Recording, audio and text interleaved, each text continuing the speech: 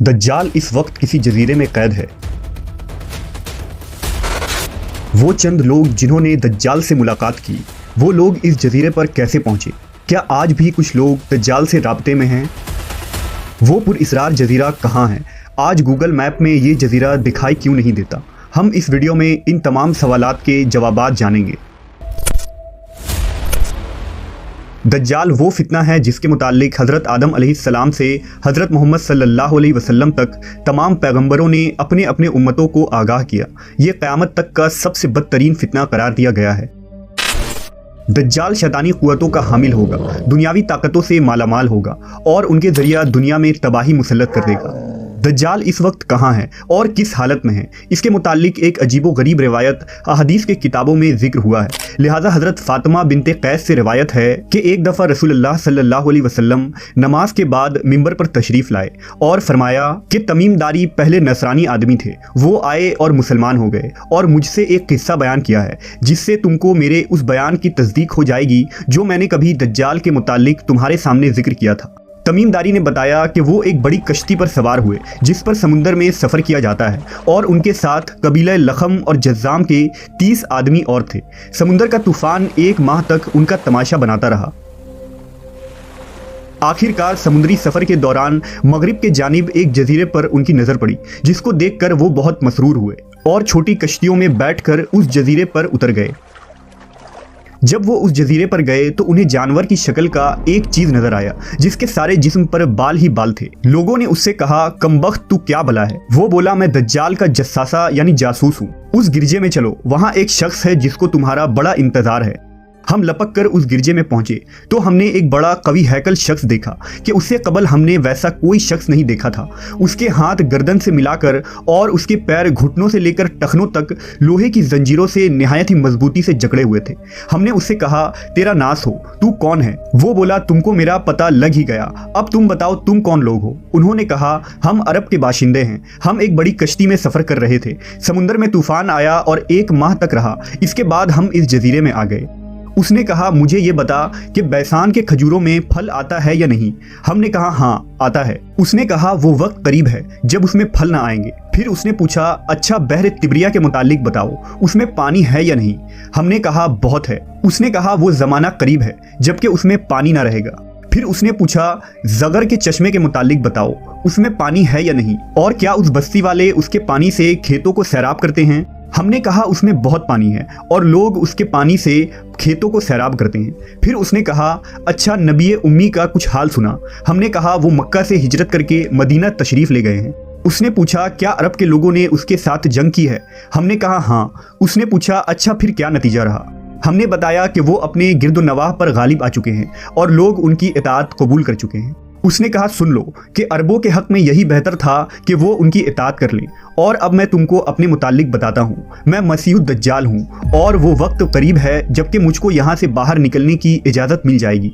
मैं बाहर निकलकर तमाम ज़मीन पर घूमूंगा। 40 दिन के अंदर अंदर कोई बस्ती ऐसी न रहेगी जिसमें मैं दाखिल ना होऊंगा, सिवाय मक्का और मदीना के। उन दोनों मकामात में मेरा दाखिला ममनू है।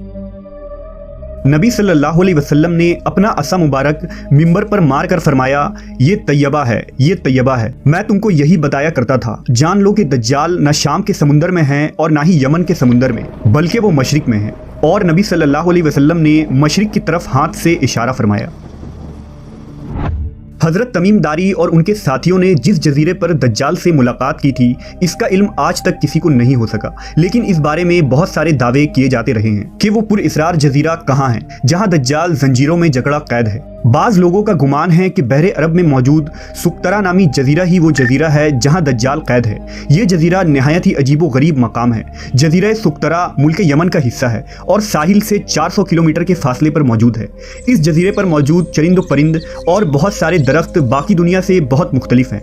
ड्रैगन ब्लड ट्री नामी अजीबो गरीब दरख्त भी इसी जजीरे में उगता है जिसके तने से सुर्ख रंग का अर्क निकलता है और ऐसा लगता है जैसे इस दरख्त से खून बह रहा हो।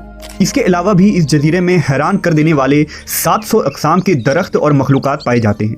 इस जजीरे पर एक पहाड़ भी मौजूद है जहां एक मशहूर गार अल हौक है जो 3 किलोमीटर तवील है। इतना बड़ा गार पूरे मशरिक़ वस्ता में कहीं मौजूद नहीं है। जैसा कि हदीस में जिक्र है कि दज्जाल का ज़हूर मशरिक़ से होगा और ऐसी जगह पर होगा जहां से वो मशरिक़ वस्ता को मुतासिर कर सकेगा। लिहाजा इन तमाम निशानियों की वजह से लोग इस जजीरे को दज्जाल का जजीरा करार देते हैं। जबकि कुछ लोग बहरे ओकियानूस यानी अटलांटिक ओशन में मौजूद बरमूदा ट्रायंगल को ही दज्जाल का जजीरा करार देते हैं।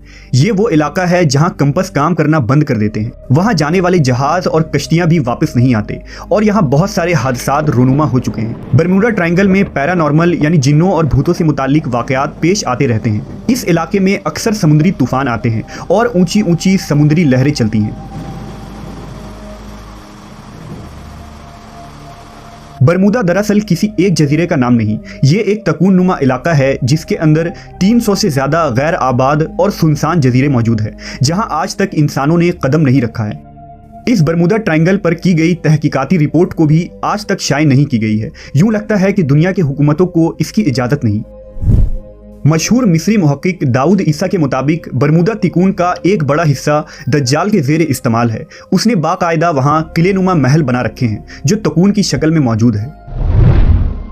तारीख में दज्जाल के जजीरे के मुतालिक एक मशहूर दावा उस्मानी अमीरुल बहर और जोग्राफिया दां पीरी रईस का है जिसने खिलाफत उस्मानिया के दौर में दुनिया का एक नक्शा तैयार किया था। इस नक्शे को अगर हम देखें तो इसमें एक पुरइसरार मकाम की निशानदही की गई है जहां उसने एक अजीब मखलूक की तस्वीर भी दिखाई है जो आधा इंसान और आधे जानवर की तरह नजर आता है, जिसे लोगों ने दज्जाल करार दिया है। तुर्की के एक मशहूर मुसन्निफ कुरसान बरकान ने अपनी एक किताब में लिखा है कि दज्जाल एक जजीरे में कैद है जहां से वो अपने पैरोकार यानी अमेरिका और इजराइल को हिदायत देता है और अमेरिका और यहूदियों की बहरी जहाज़ें इस जजीरे तक जाती हैं जहां वो इस गिरजे में दज्जाल से मुलाकात करते हैं और उन्हें बताया जाता है कि आगे क्या करना है। लेकिन ये मालूमात इतनी खुफिया होती है कि आज तक कोई भी ये नहीं जान पाया कि ये जजीरा कहाँ मौजूद है। बरकान ने लिखा कि वो जजीरा बरमूदा तिकून में ही है क्योंकि बरमूदा ट्रायंगल में एक ऐसा जजीरा मौजूद है जहां एक बड़ा गिरजा पाया जाता है और जहां किसी को भी जाने की इजाज़त नहीं है और अगर कोई वहां दाखिल होना चाहे तो वो वहां से वापस नहीं आ सकता। यह जजीरा कोई आम जजीरा नहीं। यही वजह है कि गूगल मैप में इस जजीरे की लोकेशन नहीं मिलती है। नेस कई लोगों ने ये देखने का दावा भी किया है कि इस जजीरे में अमरीकी बहरी बेड़े दाखिल होते हैं। ईसा दाऊद ने अपनी किताब में लिखा है कि दज्जाल ज़माना कदीम से बहरुल काहिल के उन गैर आबाद और वीरान जजीरों में रहता था और हुजूर सल्लल्लाहु अलैहि वसल्लम के विसाल तक वो बेड़ियों में जकड़ा हुआ था, मगर आप सल्लल्लाहु अलैहि वसल्लम के वफात के बाद उसकी बेड़ियां टूट गईं और वो आज़ाद हो गया, मगर उसे खुरूज की इजाज़त नहीं। लिहाजा अब वो बरमूडा ट्रायंगल के करीब वीरान जजीरों में रहता है और वहाँ से अपनी दज्जाली क़ुव्वतों और पैरोकारों के ज़रिया खुरूज की तैयारियाँ कर रहा है। ये जजीरा बुनियादी तौर पर दज्जाल का हेड क्वार्टर है जहां से वो तमाम तदाबीर करता है और शर फैलाता है। अब उन जजीरों में दज्जाल का जजीरा कौन सा है इसका सही इल्म सिर्फ अल्लाह तबारक व ताला को ही है और अपने मुकर्ररा वक्त पर अल्लाह के हुक्म से दज्जाल उन जजीरों से निकलकर इंसानी आबादी की तरफ आ जाएगा जो हमारे लिए एक आजमाइश और फितना साबित होगी, जिस फितने से बचने के लिए नबी आखिरुज़्ज़मा हज़रत मोहम्मद सल्लल्लाहु अलैहि वसल्लम ने हमें राह दिखाया है।